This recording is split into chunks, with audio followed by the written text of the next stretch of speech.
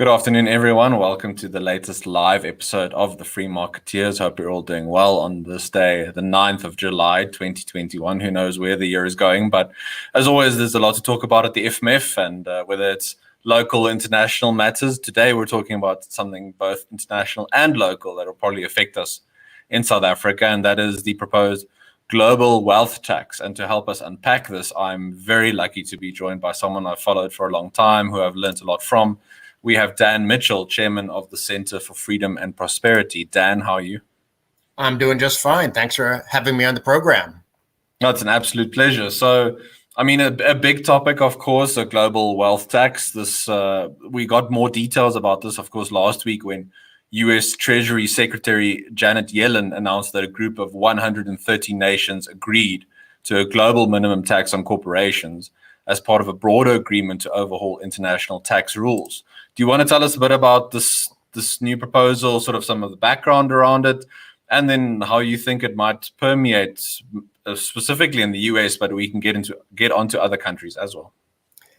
We've had this issue of tax competition that's been going on for a good 40 years, ever since Reagan and Thatcher cut tax rates back in the late 70s and early 80s. That triggered a very virtuous cycle of tax competition, with individual tax rates coming down, corporate tax rates coming down, nations getting rid of death taxes and wealth taxes and reducing the double taxation on dividends and capital gains and things like that. It's been a very liberalizing process for the global economy. Why is it happening?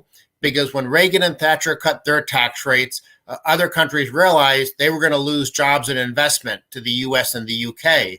And so even countries where nobody's read Friedman or Hayek, even countries that had very socialist-oriented governments, they were cutting tax rates, not because they wanted to, not because they were reading any study that I authored, or again, they weren't familiar with Friedman or Hayek, and if they were, they certainly didn't support those ideas. They cut tax rates only because they had no choice to. Now, politicians, of course, have always hated this process of tax competition. And beginning in the 1990s, they started using the Organization for Economic Cooperation and Development, a very statist bureaucracy based in Paris. They started using the OECD as a vehicle to try to undermine tax competition. And initially, it came in the form of these blacklists against tax havens, because heaven forbid that we have jurisdictions with no income taxes and things like that. And so the OECD was persecuting these low tax jurisdictions. And then a couple of years ago, it started going after business taxation, because what do we know about business? Businesses are very mobile. Businesses can set up factories wherever they want. They can do their research and development wherever they want. Maybe not wherever they want, but they have a lot of flexibility, I suppose would be the more accurate way to phrase it. And that was one of the reasons why average corporate tax rates, which used to be up near 50%, have now fallen to less than 25%. And politicians have hated that process. And so the OECD has been doing this so-called base erosion and profit shifting initiative that's basically been designed to try to undermine tax competition, replace it with various forms of tax harmonization. But that process wasn't making too much progress. What happened was when Joe Biden got elected, then all of a sudden, because of his plan to raise the U.S. corporate tax rate, well, he and his Treasury Secretary, Janet Yellen, they realized, or at least Janet Yellen realized, I doubt Biden understands any of this, but Janet Yellen realized, well, if we raise our corporate tax rate so that the United States, once again, has the highest corporate tax rate in the world, we're simply going to lose jobs and investment to other countries. So why don't we sort of try to jumpstart and reinvigorate this OECD anti-tax competition initiative? And that's where they came up with this idea of a global corporate minimum tax. It's basically the U.S. being fiscally imperialist and saying, if we're going to adopt bad policy, we want to make sure all the other countries in the world adopt bad policy. Now, of course, many other countries in the world already have bad policy. So what this issue is really all about is, let's target Ireland, let's target Switzerland, let's target Singapore, Hong Kong, Bermuda. There are some really good tax systems out there, pro-growth, low tax rates, a properly designed tax base. And that upsets the high tax countries of the world. So I'm giving you a long monologue answer to this first question because it's very important to understand the context. This is part of a 20, 30, 40-year battle between tax competition on one side, which is pro-taxpayer, pro-growth, and tax harmonization, which is pro-government, pro-politician on the other side. And I mean, the assumption that if this sort of gets adopted by all these countries, then if you actually collect more tax revenue, somehow it's going to be spent efficiently and it's going to create jobs out of nowhere. And can you talk a little bit about that idea just around increased tax revenue and why governments are so tempted by, if we can just collect more taxes, we can fund everything we want to do and the economy will boom? There's really two arguments in favor of this idea of tax harmonization and a global corporate minimum tax. The argument that politicians care about is simply greed. They want more of our money so they can buy more votes. And they don't think about it any deeper than that. That's what's motivating Joe Biden and Janet Yellen and some of the politicians in the United States. However, if you go to some of the sources for left-wing analysis, they actually do make an argument, this is a good idea because more government, bigger government, will be good for the economy somehow. Now, I call this the magic beans fairy dust theory of economic development. Let's have politicians take money from the productive sector of the economy, and somehow something magically will happen with that money where it translates into more economic growth. Now, that's completely contrary to all the empirical research on the size of government and economic performance that's been done over the last 50 or 60 years. Yet, if you're a politician, you like this theory. I mean, you actually, frankly, you probably don't care about the theory, but if you're somehow forced to justify your greedy grab for more revenue, you would point to some of this handful of left-wing economists, and actually it's usually left-wing tax lawyers and tax law professors are the ones pushing it, and those are the people that get hired to work at the OECD and the international bureaucracies, and they write the working papers that try to justify this nonsensical approach. Now, Yellen, in her announcement, I mean, I didn't see it, so I stand under correction, but she didn't announce the actual rate at which this tax would be set, but the Biden administration has pushed for at least 15%. I guess the assumption, or a good assumption, can be it'll continue to go ever higher. I mean, government always needs more to sort of fund its plans, and if it's getting rid of the worth of money through inflation, it's always going to need more and more money. Well, actually, I have to give you one correction there, Chris. Governments don't need money. Politicians want money. And their appetite for other people's money for their vote buying schemes is, as you point out, endless and bottomless, and they'll never be satisfied. And by the way, the timing of your question couldn't be better because just the other day, Janet Yellen said, you know what? It shouldn't be 15%. It should be higher. And other politicians, from all around the world, Nigeria, Argentina, you name it, other politicians from other countries are saying, yeah, it should be higher. And this goes to one of the things I first warned about earlier this year when this whole initiative was formalized, which is that once you accept the premise of a global tax cartel, I call it OPEC for politicians, reminiscent of the oil cartel.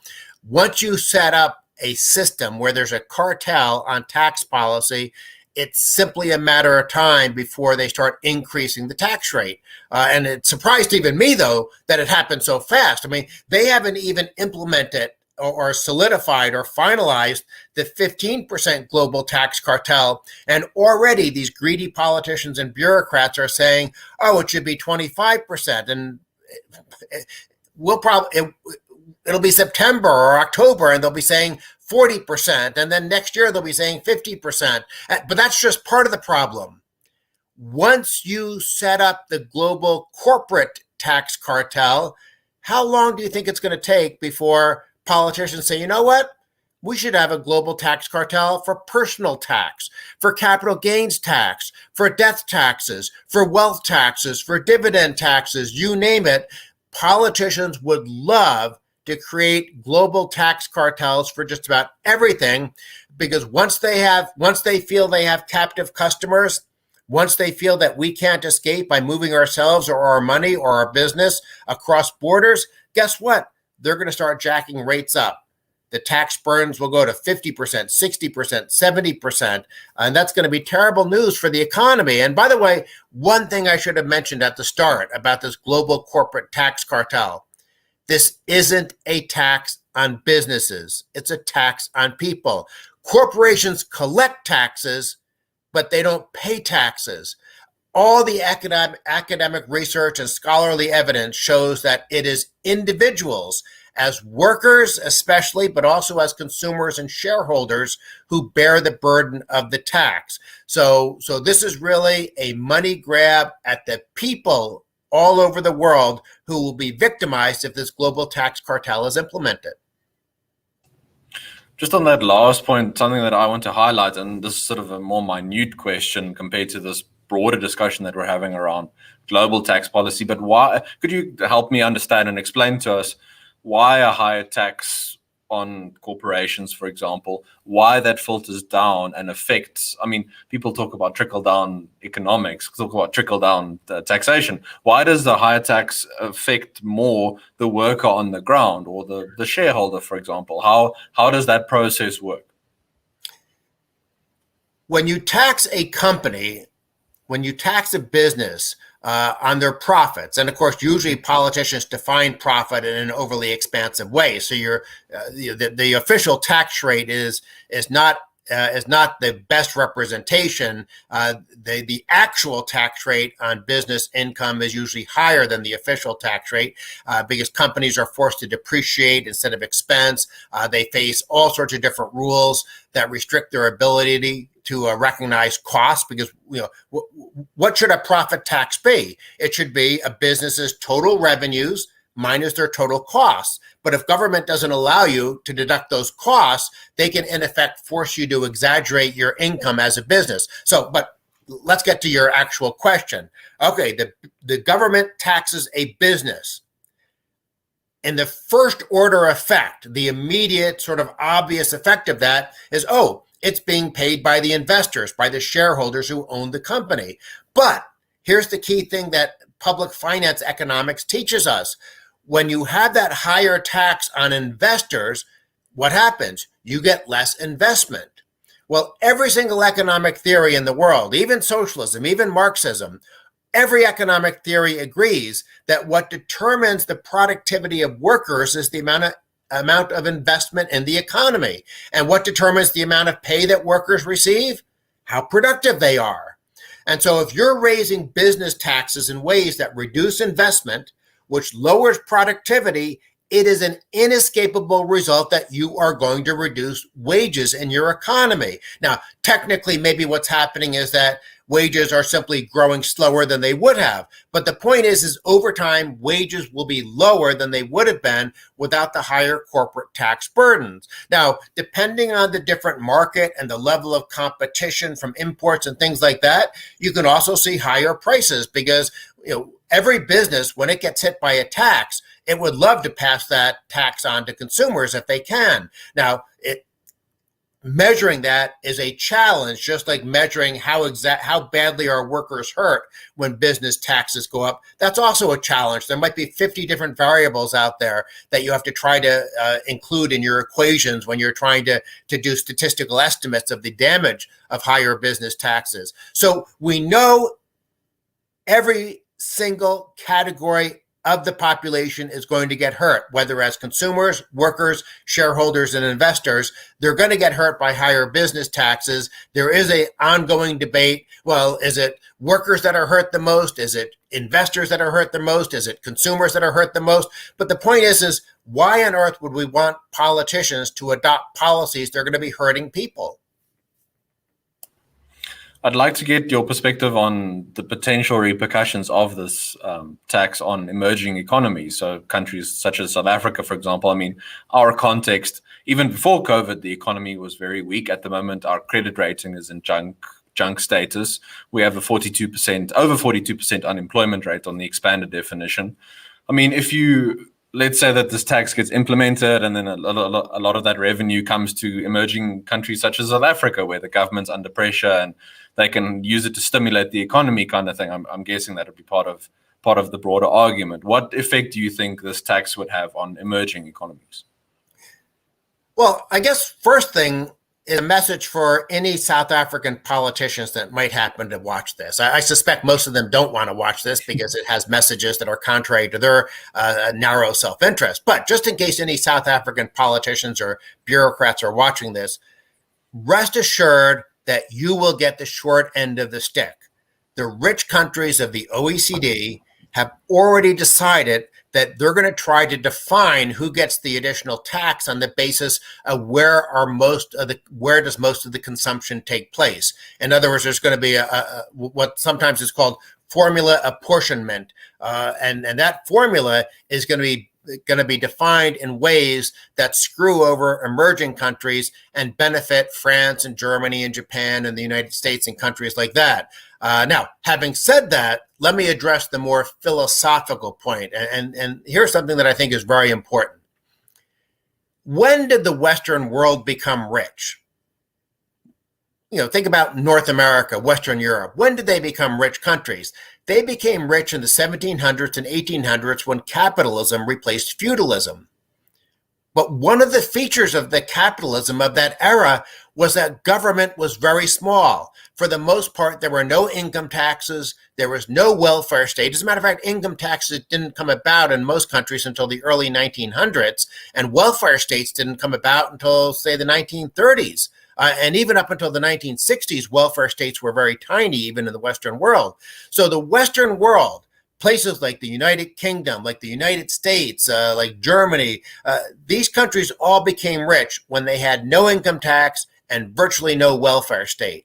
Well, what's happening with these plans, the OECD anti-tax competition plans, with the global minimum tax plans of the Biden administration, in effect, the rich countries of the world, having become rich when government was small, are now saying, we're not going to allow emerging market economies to use the same strategy to become rich.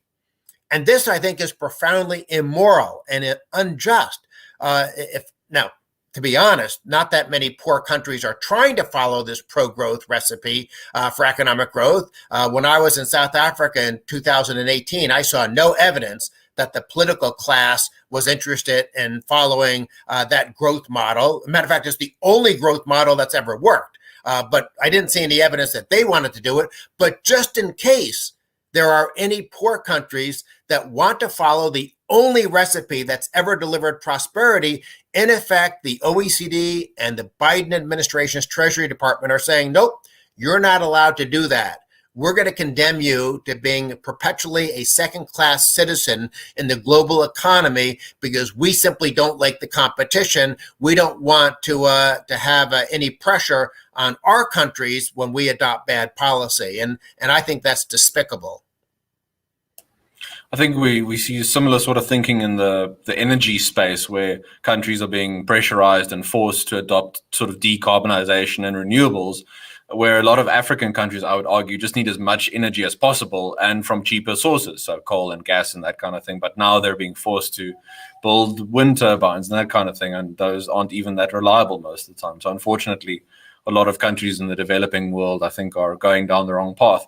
I wanted to ask you to expand a bit on this concept that I've had in my mind for a while of wealth creation or creationism versus wealth redistribution, and just seeing the wealth of a given country as just fixed, and every year it's up to politicians to divide that fixed pie. There's no more paradigm or perspective of people can create wealth for themselves, and they have their own wealth pies, and they're going to make good and bad decisions, and their wealth is going to fluctuate according to their investment decisions, their spending decisions, their saving decisions, that sort of thing. Can you just talk a little bit about that concept and what ingredients are sort of needed for a wealth creation mindset in terms of policy and that kind of thing?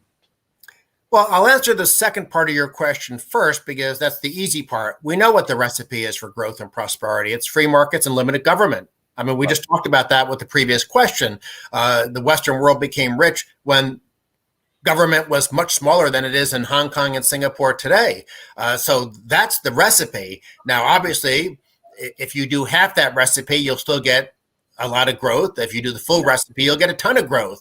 Unfortunately, the OECD and the Biden Treasury Department are saying, no, you're not allowed to do any of it. Now let's get to sort of the big and more challenging part of your question, which is why do some people have this zero-sum mentality about the economy? And I think that's a critical question, because if I was to identify one thing that makes it difficult to educate some of our friends on the left, is they really think that if someone like Jeff Bezos or Bill Gates becomes rich, somebody else had to get poor. That they really think if there's a rich person in your town, that means other people in your town necessarily, by definition, have to be poorer. And that is so fundamentally anti-empirical, so fundamentally wrong, so grossly inconsistent with all the evidence of world economic history, and yet it is a profound mindset of our friends on the left. And I've been in discussions where I will literally open up my computer and I will show these people, well, here's the data on world per capita GDP. And look at how in countries that adopted free markets, all of a sudden per capita GDP and living standards dramatically increased. And I'll look at the data specifically for, say, the median household. So there's no ambiguity. It's not just because one person got super rich that the average number went up. And you look at the median household income and you see dramatic increases in countries that adopted free markets and limited government. And so you can show them this data, and you can see that they're processing it in their head, and they sort of understand it, but somehow getting them to then apply that knowledge to current public policy debates is, at least I haven't figured out how to get them to make the necessary jump in logic to understand that, therefore, if we want more prosperity, especially for the less fortunate in society, we need to get away from this zero-sum redistribution mindset, and we need to go with the policies that are more likely to give us growth and prosperity. Here's where I think we have a challenge, even among our friends who begin to understand this issue. They are so fixated on equality of results, equality of outcomes, that they don't want systems that enable more prosperity for everyone. In other words, if there's some policy that enables Bill Gates to get 10% richer and it enables Dan Mitchell to get 5% richer, they're going to say, no, we can't have that policy because that's going to increase income inequality. Well, I'm sitting here saying, wait, I would love to be 5% richer. I don't care if Bill Gates is 10% richer. Give me a chance to improve my life. But unfortunately, these folks are so fixated on inequality as an issue that it just blinds them. I don't know what it is. Do they have jealousy, resentment, rage, hate for success and entrepreneurship and innovators and things like that? I don't know, but it's fundamentally a challenge that if we're ever going to convince the broad population of why we need these policies that deliver more prosperity, we have to overcome this mental roadblock.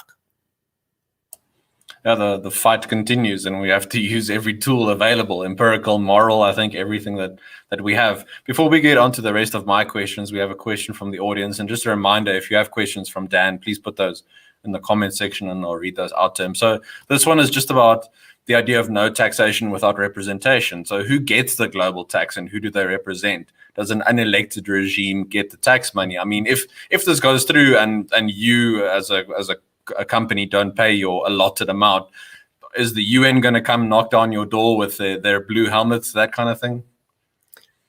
That's an interesting question because it's not clear yet what exactly will be the enforcement mechanism. Now, the Biden administration has specifically talked about, when dealing with U.S. companies, all right, if we adopt this system, what we're going to do is to disallow deductions for companies that are operating overseas in jurisdictions that don't have a sufficiently high tax rate. And if you go back and look at some of the OECD's work where they're fighting against tax competition, they specifically talk about financial protectionism, levying fines and sanctions and penalties on countries with low tax rates.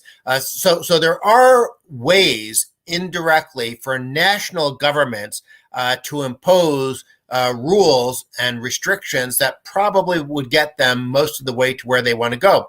I don't think we're in any immediate danger of some sort of world tax organization. I mean, the OECD would love to be a world tax organization, but mostly what the OECD is there are a bunch of bureaucrats who, by the way, get tax-free salaries. This really just galls me. Bureaucrats who get tax-free salaries, and very generous tax-free salaries, by the way, they go jet-setting around the world trying to force higher taxes on the rest of us. But anyhow, the OECD would love to be a global tax organization with all sorts of powers to dictate what national governments can do. But for the most part, realistically speaking, the OECD is simply a tool that national governments that wield a lot of power, they use the OECD as a vehicle for simply pursuing their own national fiscal imperialism agendas. I mean, that might be an effective way to sort of argue against this kind of thing. I think that imperialist label that does tend to be, used very effectively, I think, by people on the left against all sorts of colonial legacies and that kind of thing. So perhaps if we incorporated that into our argumentation and our pieces, that might hit home sometimes. I wanted to ask you just a bit about this, and it's a linked sort of issue for the left, as it were, maybe for some on the right nowadays as well. But this idea that big corporations don't pay their quote unquote fair share.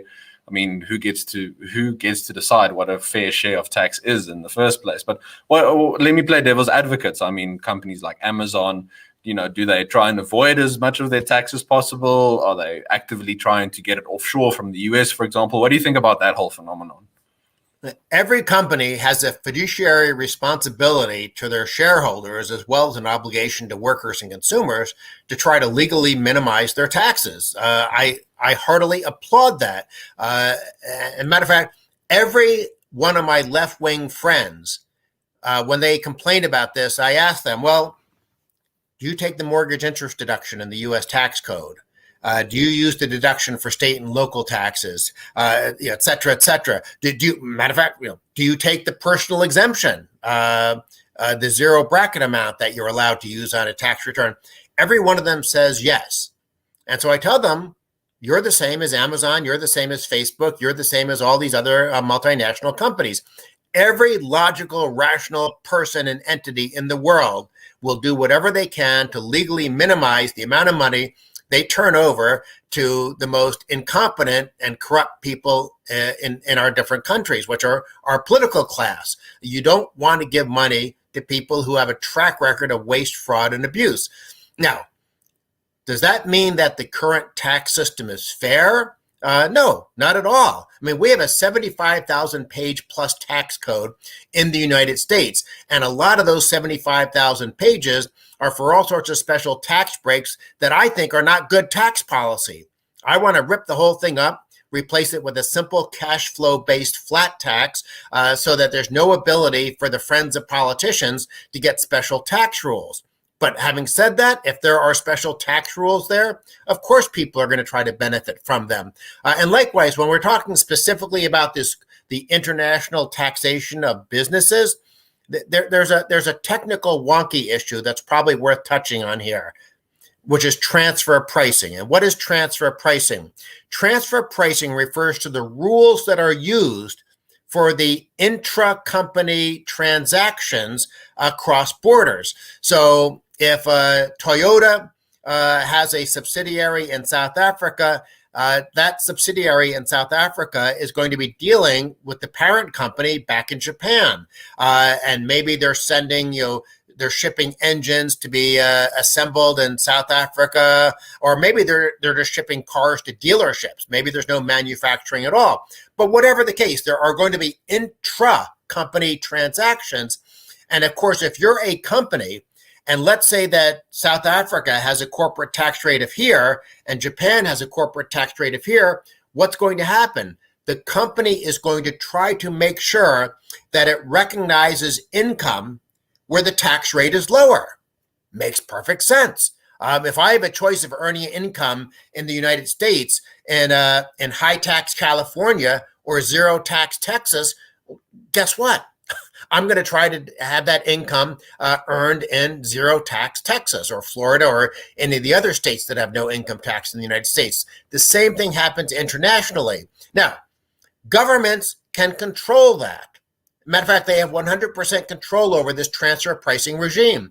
If the South African Tax Authority somehow thinks that Toyota is playing games and they're artificially overstating or understating their income, they can change the transfer pricing rules with the stroke of a pen.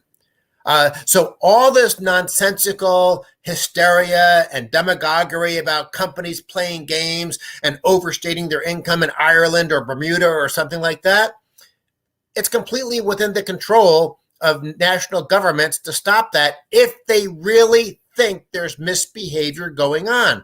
The fact that they're not stopping it suggests that this is just empty demagoguery and not real problems.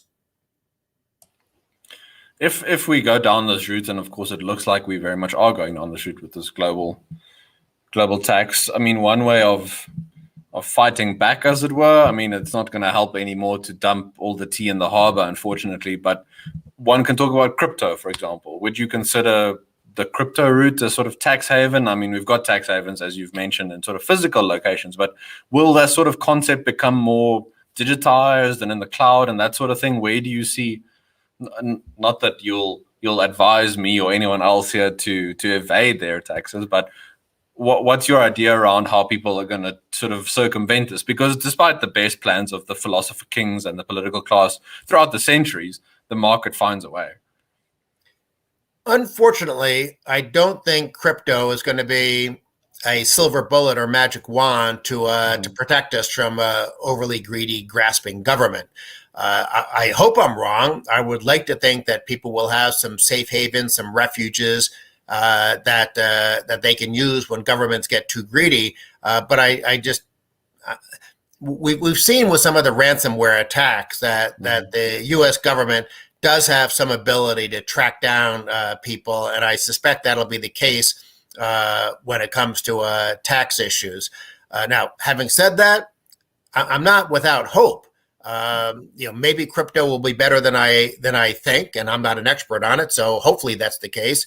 But taxpayers always have options, and the number one option that they always have is simply to earn less money. And we actually had a tremendous example of that in the United States in the 1980s. When Ronald Reagan was elected in 1980, we had a top tax rate that the central government levied of 70%.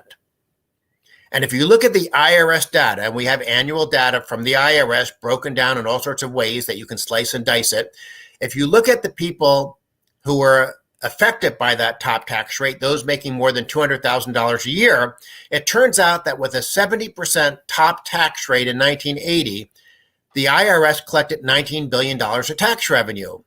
Well, Reagan dramatically lowered the top tax rate from 70% down to 28%. So in 1988, in Reagan's last year in office, how much money did rich people pay? Now remember, when the tax rate was 70%, they paid $19 billion of revenue. Reagan lowered the tax rate all the way down to 28%. What happened to revenues? Did they go down proportionately? Did they stay the same? No, it turns out that revenues skyrocketed way, way, way above the screen that I'm on here. In 1988, and this is IRS data, not my numbers. In 1988, rich people paid $99.7 billion to the IRS, 5 times as much as when the tax rate was much, much higher. So in other words, when tax rates were dramatically lowered, we had more rich people declaring and earning a lot more income, and the government actually wound up getting more revenue. It was sort of the Laffer curve on steroids. Well, Joe Biden and some of these other countries, they want to run that experiment in reverse. They want to jack tax rates back up. They want to impose the class warfare tax policy. What's going to happen? Rich people are going to figure out ways to earn less money. They're going to figure out ways to invest less. They're going to figure out ways to use various legal tax avoidance moves. By the way, in the United States, I'll just give you a couple of examples. You can take all your money, and many rich people do this, you can take all your money and put it into what's called municipal bonds. In other words, the state government debt of California, the city government debt of New York, things like that. Guess what? There is zero federal tax, central government tax in the United States on that type of income. So if you bring tax rates back up, rich people are simply going to move out of private investments that generate prosperity, and they're going to buy a bunch of government bonds for state and local governments. That won't be good for the economy, but definitely will protect those rich people from paying Joe Biden's higher tax rates. Or if you're a rich person, you can, obviously rich people do a lot of private investing right now. Well, you can choose to buy what are called dividend stocks, stocks that are paying a regular dividend, or you can buy growth stocks that might not be paying dividends now, but you're buying them because you think those companies are going to grow and have the ability to pay dividends in the future. Well, guess what? It's very easy for the IRS to tax dividends, but no government in the world taxes unrealized capital gains. So if you're buying stock in some, say, high-tech new company, and the stock goes up in value 10 times, you're richer on paper. There's no way for the IRS to tax you. And it's very easy, therefore, to invest in ways that minimize your tax burden, and it can be 100% legal. But that might not be the best thing for the economy. And that's why I oftentimes make the argument to people, when politicians shoot at the rich, in many cases, it's the rest of us that get hit by those bullets.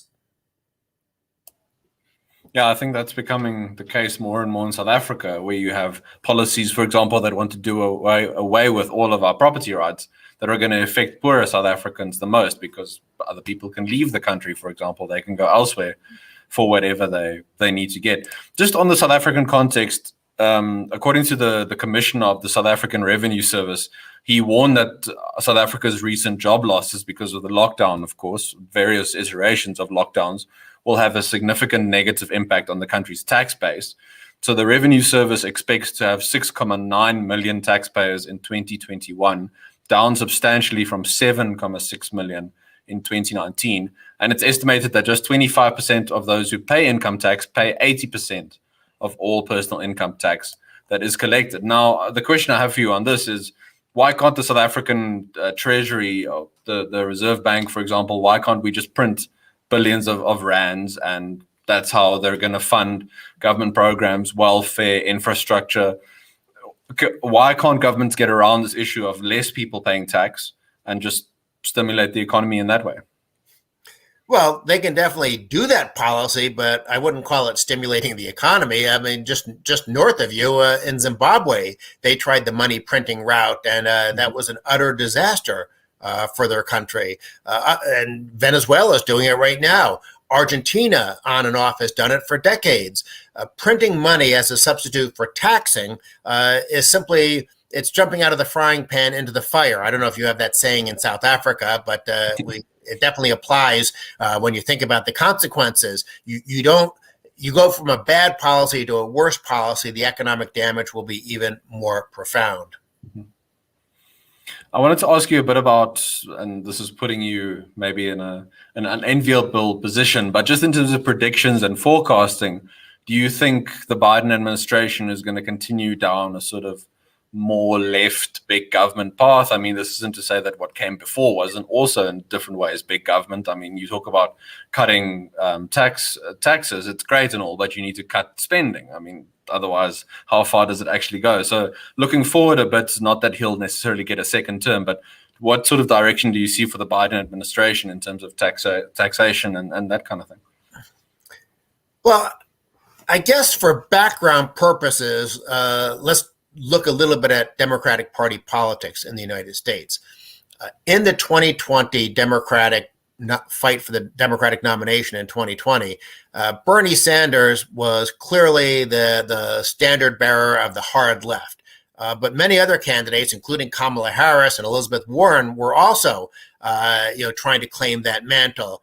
And Joe Biden, even though his track record as a senator for all those decades, because he's been nothing but a politician his entire adult life, his track record in the U.S. Senate was as one of the biggest spenders, even more of a big spender than Bernie Sanders. But rhetorically, Biden always had a more moderate demeanor. You could easily see Bernie Sanders, manning a barricade saying, let's go find the rich people and hang them from the lampposts. Whereas Joe Biden was just, just a run-of-the-mill machine politician,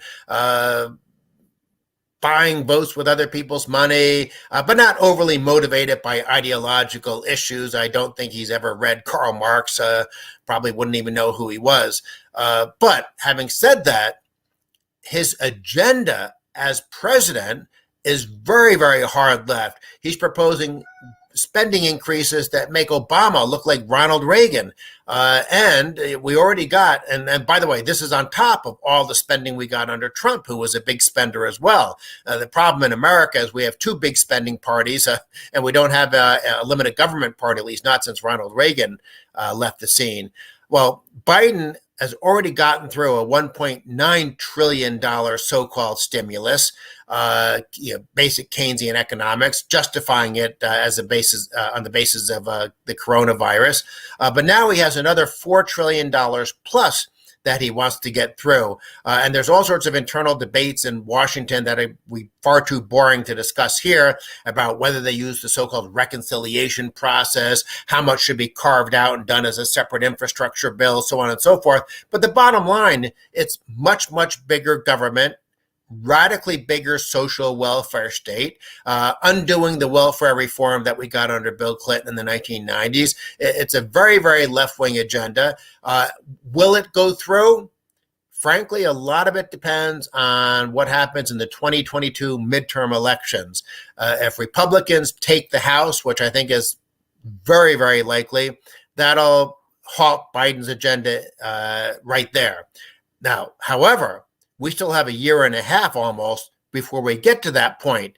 And so if Biden gets through his, whether it's $1 more trillion or $3 more trillion, there's a lot of really damaging expansions of the welfare state in Biden's agenda. And if those go through, then even if Republicans win the House or also win the Senate in 2022, those will probably become a permanent part of our political landscape, because once you start giving away money, people get this entitlement mentality. Oh, I have a right to this money. And then they don't think about, where did it come from? Is government too big? Why is the private sector not doing as well? People just get very defensive and very protective and possessive of any handouts that they're getting. I had a question for you around this, what I'm hoping more and more people start to make some noise about, but rising inflation. And for the last year, through lockdowns and the pandemic, obviously, we've had various countries, the US, of course, included the UK, providing checks to citizens to try and help them get through. And to some businesses, of course, one could argue that the lockdowns favored big businesses and they got most of the subsidies and the sort of the perks, as it were, of lockdowns, while small businesses and restaurants had to close down. So just the concept of inflation and this idea that it's a sort of stealth tax, as it were, on poorer people when the prices of goods and services increase. Do you think we're continuing down this path? Do you see some sort of bubble or something like that? We've definitely had, from central banks around the world, we've had easy money policies. Now, the great mystery for a lot of economists is, why have these easy money policies? Why haven't they led to higher consumer prices, sort of like we saw in the 1970s in many countries? Well, the likely answer is, first of all, that banks aren't lending out the extra money. They're keeping it at central banks in the form of reserves. That's one possible answer. Another possible answer is that we are seeing the effects of easy money, but it's not in higher consumer prices. It's in the form of higher asset prices. In other words, financial market bubbles. And so when you look at the rising stock markets around the world, is that because there's actually increased future profitability, which is the good way to have higher stock prices? Or is it simply because central banks have created so much money and that money has been dumped into financial markets and it's artificially bidding up the price of financial assets? That's the part I'm concerned about. So in other words, it's not good for central banks to have inflationary policy. Those inflationary policies don't necessarily show up in the form of higher consumer prices. They can show up in the form of asset bubbles. And I do worry that the policy approaches of central banks now are setting the stage for some long-run economic pain. We have artificially low interest rates. That can only be preserved so far, because if you start to begin to have these higher consumer prices, which presumably it'll eventually filter down to that level, then all of a sudden investors aren't going to want to buy government bonds at 1%. They're going to say, well, hold on, inflation's 4%. I want 5% on a government bond. And then all of a sudden, these radically higher debt levels that we're now seeing because of all the wasteful spending, those all of a sudden then become far more unaffordable, because the interest payments is where you really can get killed when you go too far into debt. Just expand a little bit on the debt issue, because I don't think people now realize just how big this issue is around the world, that we pass on more debt onto future generations. And in a country like South Africa, again, with the junk credit rating, how much more difficult it is to repay those debts. So we're spending more and more just repaying the interest on the debt, never mind the debt itself. This idea that we can sort of spend now, and I suppose when you die or whatever, you don't have to worry about what's going to happen to your children and grandchildren. But just the sort of immorality of passing on this debt burden to future generations, and how that's going to inhibit economic growth. Let me start by saying that it's very important to understand that debt is a symptom. The underlying disease is too much government.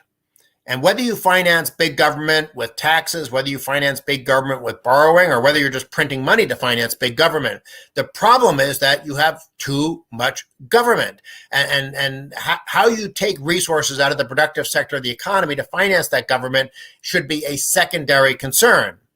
Now, we can talk about how bad it would be to finance that higher government with more taxes. And that's, in effect, the discussion of the global minimum tax. That's what that's about. We already discussed why it's bad to finance big government by printing money. The Zimbabwe approach, that's a disaster too. Well, now let's talk about the downside of financing big government by just borrowing money, which certainly a lot of governments have been doing that. They've been doing it for a long time, but it really exploded during the coronavirus era, as governments tried to compensate people for lockdowns and give them so-called stimulus payments and so on and so forth. Greece is probably the warning sign, the canary in the coal mine. That's another U.S. saying. I don't know if it translates to South Africa. But what happened in Greece should be a warning sign for the rest of us, because Greece, after it joined the euro, everyone somehow thought, oh, well, Greece isn't going to have it. They're not going to inflate the drachma anymore. We can lend money to Greece in bonds denominated in euros, and that'll be just fine. And Greek politicians, of course, hey, look, we can borrow money at lower interest rates now. So they threw themselves a big party in the first decade of this century. But what happened? Eventually, at some point, when governments are piling on more and more debt, the international investors who buy that debt, they're suddenly going to say, let's look at Greece's economy. The government is too big.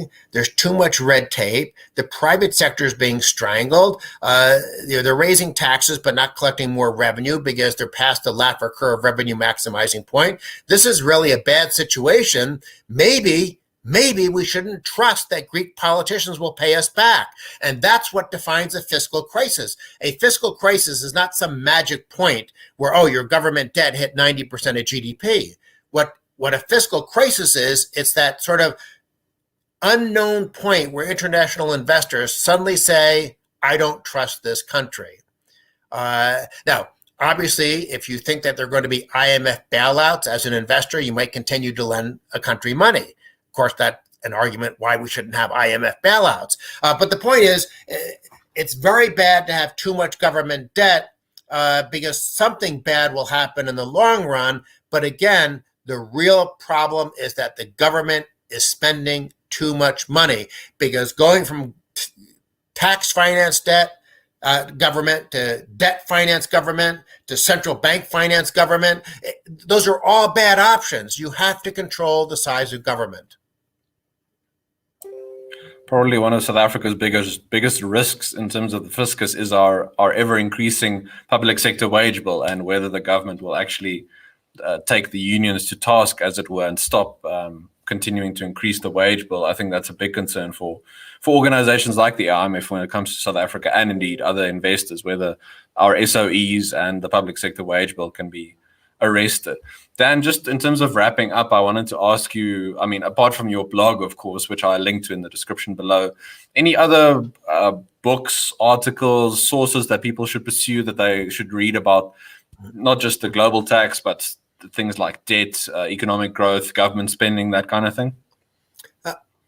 I write a column every single day, literally Christmas, you name it. Every single day, I have a column that addresses some public policy issue relating to the economy, mostly public finance. That's my specialty. But I write about trade, about regulation, about monetary policy, and people can sign up for that for free. I mean, it's not a money-making exercise. It's a dissemination of truth exercise, at least in my mind. Some of my friends, of course, have a different opinion on that. But I do think that it's a good source. You can go to that International Liberty blog. There's a search bar at the top, and you can type in inflation. You can type in taxes. You can type in global minimum tax. You can type in whatever you want. And in all likelihood, you're going to probably find at least 5 to 10 articles that are designed to be very accessible to ordinary people. Because economics, yes, we economists can have all sorts of incomprehensible jargon. But if you're a good economist, and I try to follow the wisdom of Bastiat on this, you want to get economic principles boiled down to their core, essential, simple premises, and then explain why it's so bad to let government get bigger, to give politicians more power. You want to get across the dangers of a bigger welfare state, of things like global minimum taxes. And so I do think that my blog is a good site for those things. There, of course, are lots of good think tanks all over the world that advance classical liberal principles of free markets and limited government. And I wouldn't even know where to start. Obviously, I'm very familiar with all the different U.S. think tanks. I know you have the Free Market Foundation and a couple of other groups in South Africa. We just need to get more information from all these different organizations, as widely disseminated as possible, in a form that ordinary people can understand, because we're never going to save our countries from big government unless we somehow can educate not just the elites, but the workers and consumers and taxpayers of each country. Yeah, I couldn't agree more. And I think that's a great note on which to end. So Dan, thank you very much for your time this evening for me and the morning for you. I really, really appreciate it. Well, thank you very much for having me on the program. And I hope to get back to South Africa soon. Yeah, definitely. We hope that the pandemic somehow recedes and we can get you here. To all of you who joined us live, thank you very much for your time this evening. I hope you found the episode enjoyable and insightful. If you did, please remember to like the video and share it on your different social media platforms. And if you haven't yet, subscribe to the YouTube channel. We've just hit 15,000 subscribers, so let's continue that momentum and keep pushing it as much as we can. Keep an eye out for more episodes in the next few weeks. Next week, I will be interviewing Daniel Elof on his experience at the Zondo Commission and the whole state capture saga in South Africa. So join us for that next week, Tuesday. Until then, have a good weekend. Take care out there. Bye-bye.